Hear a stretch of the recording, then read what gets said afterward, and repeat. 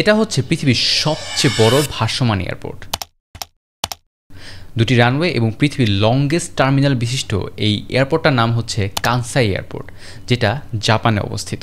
এত রেকর্ড ছাড়াও এই এয়ারপোর্টটার একটা বিশেষ রেকর্ড রয়েছে, এবং সেটা হচ্ছে এখন পর্যন্ত এই এয়ারপোর্টে একটা সিঙ্গেল ব্যাগও হারানো যায়নি।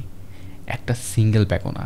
দেখুন, যেখানে আমাদের বাংলাদেশে হযরত শাহজালাল ইন্টারন্যাশনাল এয়ারপোর্টে প্রতিদিন প্রায় 100 মানুষ কমপ্লেন করে তাদের ব্যাগ হারানো গিয়েছে বা তাদের ব্যাগ ক্ষয়ক্ষতি হয়েছে এরকম, এখানে গত 30 বছরে একটা সিঙ্গেল ব্যাগের সম্পর্কেও কোনো নেগেটিভ কমপ্লেন আসেনি। এই এয়ারপোর্ট প্রতি বছর প্রায় 1 কোটি ব্যাগ হ্যান্ডেল করে। সেই হিসেবে গত 30 বছরে প্রায় 30 কোটি ব্যাগ এই এয়ারপোর্ট হ্যান্ডেল করেছে, but not a single loss.